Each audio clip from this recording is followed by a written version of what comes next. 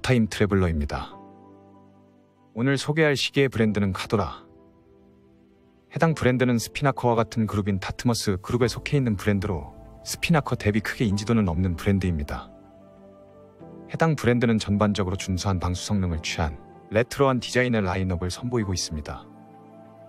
그럼 시계를 살펴보겠습니다.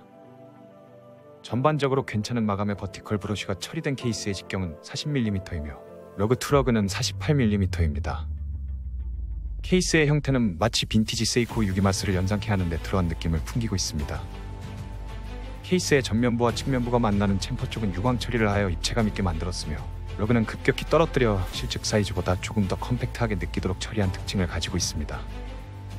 60분 야광 마커가 존재하는 베젤은 무광의 매트한 얇은 베젤을 채택하였으며 레트로한 느낌을 잘 살리고 있습니다. 글래스는 무반사 처리된 돔 형태의 사파이어 글래스를 채택하고 있으며 내부에는 매트한 느낌의 블랙 다이얼이 존재하고 있습니다.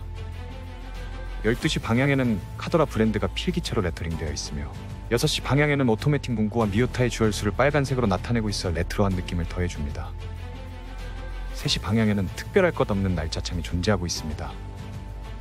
다이얼의 중앙에는 수평선이 그려져 있어 단순하지만 레트로한 느낌을 주고 있습니다. 인덱스는 샌드블라스트 처리된 짧은 바 형태이며 중앙을 기점으로 면을 따라 내려오고 있어 빛 반사에 따라 입체적인 느낌을 주고 있습니다.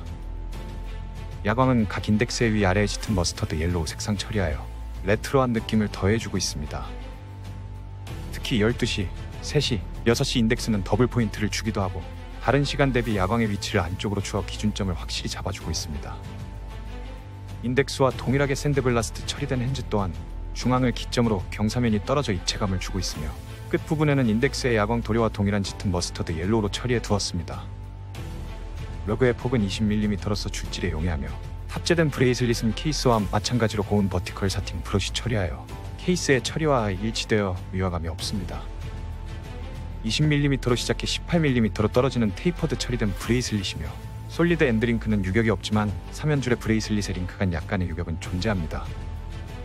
그렇지만 가격 대비 전체적으로 괜찮은 마감을 보여주고 있어 크게 불만을 가질 필요는 없겠습니다.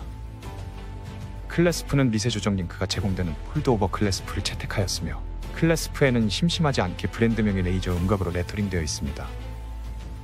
해당 시계의 가장 좋은 점 중 하나는 브레이슬릿뿐만 아니라 스티치 포인트 처리된 가죽 스트랩 또한 함께 제공해주고 있는데요. 전반적인 시계의 레트로한 느낌과 상당히 어울리는 가죽줄이라 만족스럽습니다. 두께감도 좋고 내부 방수 처리된 스트랩이라 일반적인 스트랩 대비 오염에 노출이 덜 될 것 같습니다. 케이스 두께는 13.5mm로서 다이버 시계치고는 얇지는 않지만 평범한 두께감을 가지고 있습니다. 크라운 가드가 존재하지 않는 크라운은 방수 성능 200m를 지원하기 위해 스크류 타입의 크라운을 채택하고 있으며 크라운의 크기도 적당하며 조작감 또한 나쁘지 않습니다. 스크류를 푼 상태의 0단계에서는 핸드 와인딩을 할 수 있으며 한 칸 뽑으면 날짜창을 조정할 수 있고 두 칸 뽑으면 시간을 조정할 수 있습니다. 다만 미오타 82로 무브먼트 힘에 따라 해킹 기능은 존재하지 않는 것이 아쉽습니다. 케이스의 후면부를 살펴보면 200m 방수 성능을 제공해주기 위해 스크류 타입의 솔리드 케이스백을 채택하였으며 케이스백에는 심심하지 않게 카도라 브랜드와 전반적인 시계의 스펙을 음각 레이저 각인 처리해 두었습니다. 무브먼트를 살펴보겠습니다. 무브먼트는 저렴하지만 견고하고 유지보수 부담이 적은 미오타 8215를 채택하였습니다.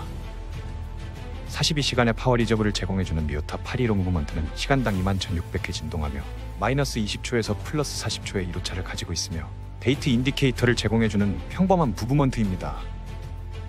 해당 제공된 무브먼트는 해킹 기능은 없으나 핸드 와인딩 기능은 제공해주고 있습니다. 해당 시계의 리테일 가격은 580불입니다.